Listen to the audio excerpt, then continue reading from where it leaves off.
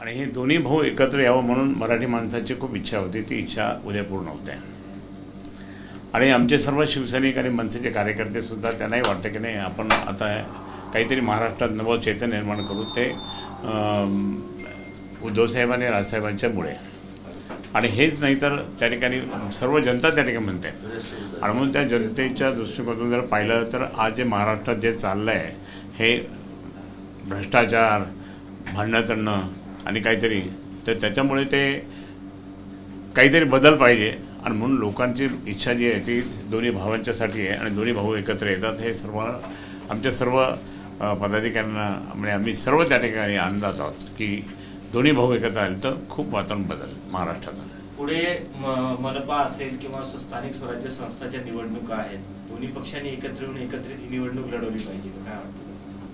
नाही, मग आता तो निर्णय तर माननीय उद्धवजी राजी हे दोघेही त्या ठिकाणी घेतीलच.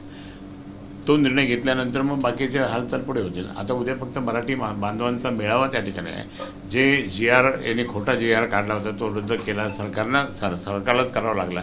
तो विजय प्राप्त करण्यासाठी हा उद्याचा विजय मेळावा आहे. नंतर मग बाकीच्या पुढच्या हालचाल सगळं होतील. दोन्ही नेत्यांच्या म्हणजे नेतृत्वाखाली तुम्ही काम केलेलं आहे अनेक दशकं, आणि पुन्हा ते दोन्ही नेते एकत्र येत आहेत, तोच योग पुन्हा जुळून येत आहे. काय आठवणी तुमच्या? आम्हाला बरं वाटतं, कारण आम्ही ज्यावेळेस नगरसेवक झालो, आमदार झालो, मंत्री झालो, त्यावेळेस दोन्हीही बंधूंच्या अंडर आम्ही काम केलेलं आहे. राजसाहेबांच्या बरोबर काम केलेलं आहे, उद्धवसाहेबांच्या बरोबर काम केलं आहे. आणि सर्वात जास्त त्या ठिकाणी माननीय मोठे साहेब हे मला घेऊन बसायचे आणि मला एक एक गोष्टी सांगायच्या. आणि मला ट्रेन केलं त्यांनी. मी जे एकनिष्ठ काय आहे, शिवसेना प्रमुखांनी मला जे काही बाळकडू दिलं त्याच्यामुळे मी एकनिष्ठ आहे. आणि म्हणून मी या ठिकाणी तुम्हाला सांगतो की आत्ता हे ठाकरे परिवाराचंच राज्य येईल. ठाकरे ब्रँड त्या ठिकाणी राहणार आहे.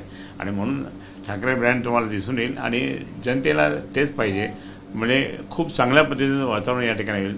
शिवसेना प्रमुखांच्या म्हणजे नेतृत्वाखाली ज्यावेळेस आम्ही मंत्री होतो शिवशाही सरकारमध्ये, किती चांगलं वातावरण महाराष्ट्राचं होतं. दंगली नाही, काही नाही, भ्रष्टाचार नाही, अगदी काही नाही, व्यवस्थित त्या ठिकाणी लोकांची समस्या. 6व्या मधल्याहून मी स्वतः किती वेळेस तरी खाली उतरलो होतो मोर्चा आल्यानंतर. हे इतकं जनतेसाठी त्यांनी जे केलं होतं साहेबांनी, ते आम्ही सगळं केलं. आणि स्वतः त्या ठिकाणी उद्धवसाहेब, राजसाहेबसुद्धा त्या ठिकाणी त्या पद्धतीने अनेक ठिकाणी अनेक वेळेस गेलेले. राज ठाकरे जेव्हा शिवसेनेतून बाहेर पडले तो क्षण आणि आजचा क्षण, ते बाहेर पडले त्यावेळेस आम्हाला दुःख झालं. आणि आम्हाला हे वाटत होतं की जाऊ नये यांनी, आणि मग एकत्र राहिलं पाहिजे असं सगळ्यांना वाटत होतं. पण ते आता बाहेर पडले, ठीक आहे, त्यांनी तो निर्णय घेतला होता त्यावेळेस. पण आता मात्र ते एकत्र येतात त्याचा आनंद वेगळाच आम्ही दिग्विजयित होतो, खूप मोठा होतो. हे आम्हाला त्या ठिकाणी मनस्व वाटतं. त्यावेळेस तुम्ही सातत्याने बाळासाहेबांच्या संपर्कात होता. बाळासाहेब या राज ठाकरे बाहेर गेल्यानंतर काही बोलायचे त्यावेळेस तुमच्यासोबत काही? नाही, ते म्हणजे ठीक आहे, आता तो गेला, तो त्याच्या याच्याने गेला, आम्ही काही त्याला काढलं नाही. पण ठीक आहे, आता कधी ते होईल म्हणून या चिमण्यांना परत फिरा, हे त्यांचं तर वाक्य होतं साहेबांचा. पण ते आलेले, परंतु त्यांचं प्रेम मात्र राजसाहेबांवर किंवा आदित्य साहेबांवर किंवा आता अमित साहेबांवर किंवा आमच्या उद्धव साहेबांवर हे कायम होतं. आणि तुम्हाला म्हणून, कारण मी नेहमी जायचो मातोश्रीमध्ये, म्हणून हे सर्व एकमेकांचं प्रेम ते तसंच होतं. राजकारणात थोडं वेगळं होतं. या क्षणाला मराठी माणसामध्ये आनंदाचं होतं. आज प्रचंड आनंदात आहे सर्व मराठी बांधव. मी काल अगदी सोयगावच्या भागात, कन्नड, त्याच्यानंतर सिल्लोड, फुलंब्री या भागात फिरत होतो. परवा पैठणला फिरत होतो, म्हणजे संघटनात्मक आढावा घेण्यासाठी. त्याच्यामुळे सर्वांनी सांगितलं की नाही साहेब खूप चांगलं होईल, हे दोघं भाऊ आले तर आपल्याला त्या ठिकाणी जबरदस्तपणे माहोल निर्माण होईल. साहेब, पण आपले बंधू दोघं सोबत येत आहे, मात्र उदय सामंत याच्यावर म्हणतात की आता उदय सामंत आता कचरा आहे. आता हे त्यांच्यासमोर, म्हणजे या दोन भावासमोरही कचरा आहे. काही ते गुगल तो जातो, भेटतो, मुद्दाम एक संभ्रम निर्माण करणारा माणूस आहे, म्हणून त्याच्याबद्दल काय बोलत नाही मी. नारायण राणे म्हटले की राज ठाकरेंना त्रास उद्धव ठाकरेंनी दिला, राज ठाकरेंनी तो विसरू नये. म्हणजे आता नारायण राणे तुम्ही काय कमी केलंय का? तुम्ही काही कमी केलं का? आणि आजही तुमचे पोट्टे आणि तुम्ही त्या ठिकाणी ज्या पद्धतीने बोलतात ते योग्य नाही आहे. त्यांनी मोठे केलं, तुम्ही काय होते, तुम्ही काय होते मला माहिती आहे ना. तो काय नारायण राणे कसा होता, काय होतं मला माहितीच आहे. परंतु नंतर तुम्हाला मोठे साहेबांनी 3 वेळेस BST चेअरमन केलं, तिथून तुम्ही त्या ठिकाणी पैसा कमवला, नंतर मग त्या ठिकाणी बाकी सगळं हे केलं, नंतर मुख्यमंत्री पण दिलं. मनोहर जोशींना बाजूला सरकून तुम्हाला त्या ठिकाणी केलं. कारण इतके केल्यानंतर सुद्धा तुम्ही काय केलं, तुम्ही आमच्या सरकारनं त्या ठिकाणी तुथुळीपणा वागत होते आणि उद्धव साहेबांच्या बाबतीत सुद्धा त्या ठिकाणी त्यांचं मत बरोबर नव्हतं. म्हणून कालची एक बाईट फिरत होती की नारायण राणेला हकललं म्हणून. भाजपने GR काढून हिंदीची सक्तीचा प्रयत्न केला, पण त्याच प्रश्नावर दोघं भाऊ एकत्रित येणार असं दिसतंय. त्यांनी GRच रद्द केला. म्हणजे दोन्ही भावांना एकत्रित न येऊ देण्याची रणनीती भाजपची फोल ठरली, कारण दोघं भाऊ आता विजय मेळाव्यात येणारच. नाही, त्यांनी खरं म्हणजे भारतीय जनता पार्टी किंवा आमचे देवाभाऊ यांना हे दोन भाऊ एकत्र येऊ नये असं वाटत होतं. फक्त म्हणायचे नाही, या तुम्ही इडली डोसा खा, हे करा, ते करा, स्विमिंग करा, एकत्र खेळा, असं ते वरतून म्हणत होते. पण आतून त्यांचं मन हे होतं की हे दोघं भाऊ एकत्र येऊ नये. परंतु आज मराठी जनतेमुळे त्या एकत्र आले. हिंदीला विरोध नाही आहे, पण हिंदी जे लादू नये ही दोन्ही भावांची आणि आमच्या मराठी बांधवांची इच्छा होती की लादू नये. कारण आता माझा नातू जो आहे तो सुद्धा म्हणतो की बाबा किती अभ्यास करायचा, मराठी करायचा, इंग्लिश करायचं, हे पण करायचं, आम्ही कसं काय करणार, गणित हे ते बाकी कसं काय करणार, असं तो सुद्धा म्हणत होता. म्हणून त्या दृष्टिकोनातून आपण पाहिलं तर जे काही होतं आहे ते आता त्या ठिकाणी त्यांना हिंदी जे सक्ती जर होती ती आता काढून टाकली त्याने. परंतु तरी पण त्यांचं असं समिती नेमली. मग समिती काय, पण दोन्ही भावांनी सांगितलं समिती जर नेमली असेल तर आमचा निर्णय हा आहे की या मुलांना 5वीच्या पुढे त्या ठिकाणी तुम्ही काही, पण त्याच्या आधी लादायचं नाही हिंदी. तुम्ही म्हटली मी राणेंना चांगलाच ओळखतो, गोगावले म्हटले त्यांनी अनेक मर्डर करून ते वरती आलेलं, असं काही तुमच्यासोबत काम केलेलं तुम्हाला काही? मला माहिती आहे, मी ज्यावेळेस राणेंच्या निवडणुकीला गेलो होतो विरोधात कणकवली आणि मालवणला, त्यावेळेस गेलो होतो. त्यावेळेस भाई गोयकर, भाई 4-5 जण त्या ठिकाणी, तो अजून कोणी सापडलेलाच नाही आहे. तो एक कार्यकर्ता अजूनही सापडलेला नाही आहे. त्याचा मर्डर त्या ठिकाणी त्यांनीच केला. त्यावेळेस आम्ही फिरत असताना इतकी दहशत होती म्हणून कोणी बोलत नव्हतं, पण आम्ही मराठवाडे सर्व शिवसैनिक त्या ठिकाणी त्याच्या अगेन्स्टमध्ये मर्डर केला. राणेंनी मर्डर केला की कोणी केला हे माहीत नाही, पण त्यांच्या काळात झाला. त्यांच्या काळात झालं म्हणजे त्यांच्या काळात झालेला आहे मर्डर. अजूनही ते प्रेस सापडलं नाही, काय नाही. काय नाव होतं त्याचं, काय म्हणजे नाव आता आठवत नाही मला. भाई गोळेकर म्हणता काय असं काहीतरी होतं, मला आठवत नाही मला. तो कार्यकर्ता तो होता आपला शिवसेनेचा कार्यकर्ता होता आणि त्याला ते त्या ठिकाणी उडून टाकलं होतं, म्हणजे तिकीट टाकलं होतं. आता ते म्हणजे तुम्हाला माहिती आहे की ते आता हे कोणी केलं काय ते अजून पत्ता नाही लागला.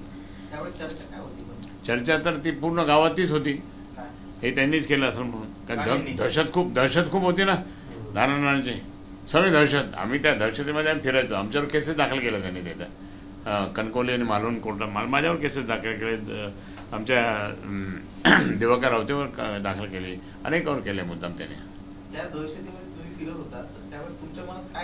धाकधूक काही नव्हती. आम्ही एकदम मेजन गेलो, कारण आम्ही या ठिकाणी इथे जे काही मराठवाडा शिवसेना म्हणजे वाढवली ती याच्यामुळेच आधी वाढवली होती. आम्ही धाकधूक म्हणजे सगळं केलं आम्ही तिथं. म्हणजे तुम्हाला सांगतो की काही नाही. अहो त्याच्यात मी सांगतो आता उदाहरण, ज्यावेळेस आम्ही नरेंद्र स्वामींचा त्या ठिकाणी कार्यक्रम करून मी आणि विनायक राऊत साहेब आम्ही कारने कणकवलीकडे चाललो होतो. त्या चेकपोस्टवर त्या ठिकाणी हा नारायणचा मुलगा जो आता जो बडबड करतो तो, कोण आहे, काय कसा आहे, कशा काय, कोण चाललंय, काय चाललंय, म्हटलं काय रे काय. मी खाली उतरलो. मग मी म्हणलं पहिलं या पोलिसांना म्हणलं तुमच्यावर केस दाखल करा, कारण तुम्ही पोलिसांच्या गाड्या घेऊन फिरतात, हे आचारसंहितेचा भंग आहे, हे मी बोललो. म्हणजे हे इथून कशात झालंय, तुम्ही कशा काय, म्हणजे तुझ्या बापाचा रस्ता आहे का, मी हे बोललेलो. चंद्र TV मध्ये आलेलं आहे, आज तक मध्ये आलेलं आहे. तुम्ही धमकावलं होतं मी त्याला त्यावेळेस, नितेश राणेला. हा मग म्हणजे तुझ्या बापाचा रस्ता आहे का म्हटलं, हे मी बोललो होतो त्यांना. आणि त्यावेळेस तो काहीच नव्हता, मी फक्त दादागिरी करायचा. पोलिसांच्या गाडी घेऊन इमिजिएटली पोलिसांनी तिथून पळ काढला. कारण मी म्हटलं हे तुमचं सगळं घेतो मी, तुम्हाला विचार, मी इलेक्शन कमिशनला सांगेल की हे पोलिसांच्या गाड्या घेऊन कसं काय फिरवलं, हा कोण आहे, गुन्हा दाखल करा म्हटलं याच्यावर. तर त्यांनी काय केलं, ते हटकून आम्हाला कसा तरी गुंतवण्याचा प्रयत्न केला. तरी माझ्यावर 2 केसेस तिकडे टाकल्या होत्या, एक निर्दोष सुटला, एक तर आहे अजून तशीच. भिडलो होतो मी डायरेक्ट ते कॅसेट पाहिजे का अजूनही सावजीकडे असेल कदाचित. तुम्हाला अजूनही त्यांच्यावर कोकणचे संपर्क करून केलं, तुम्ही जाणार त्यांच्यावर प्रचाराला? जाणार म्हणजे मी कोकणात किती वेळेस गेलो. आता अहो ते जिथे आम्ही हॉटेल बुक केली होती त्या ठिकाणी हॉटेल बुक केल्यानंतर त्या ठिकाणी त्यांनी सगळं त्या ठिकाणी काढायला लावलं. बाहेर काढा कोण नाही.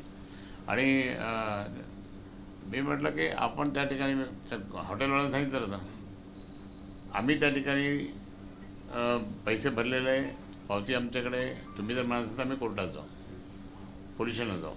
मग आमची रूम त्यांनी खाली नाही केलं, पण बाकीच्या रूम खाली केलं. मला माहिती आहे सगळे. नारायण राणे कसा आहे हे सगळं मला माहिती आहे. खरंच नारायण राणेचं कसं आहे ते संपूर्ण मला माहिती आहे. कारण ते स्वतः मुख्यमंत्री झाले त्यावेळेस मला काढण्याचा प्रयत्न केला होता, परंतु माननीय राजसाहेबांनी त्या साहेबांना सांगितलं काढायचं नाही त्यांना, हे करा. स्वतः उद्धव साहेबांनी सांगितलं काढायचं नाही त्यांना. स्वतः बाळासाहेबांनी सांगितलं की तुला काय करायचं नाही, खातं बदल पण काढायचं नाही. असं आम्ही 3-4 लोकांना काढणार होतो, पण होऊ दिलं नाही. तो नारायण राणे काय असं म्हणजे राज ठाकरेंचे उपकार आहे तुमच्यावर त्यावेळेस? नाही उद्धव साहेबांचे राजसाहेब दोघांनी सांगितलं आणि साहेबांनी त्या ठिकाणी एका आदेशात सांगून दिलं होतं. बस हे मातोश्रीचे उपकार आहे माझं आणि उद्धव ठाकरे परिवाराचे उपकार आहे. मी कसं विसरेन? आणि म्हणून मी जे एकनिष्ठ आहे ना, मी एकनिष्ठ आहे. हे किती दिवसाचे करोडो अब्ज रुपये कमवले, काही नाही. किती दिवसाचे ते सरकार येतं सरकार जातं, पण काय यांचे हाल होणार आहे. तुम्हाला सांगतो असे हाल होणार ना, तुम्ही समजून घ्या काय ना.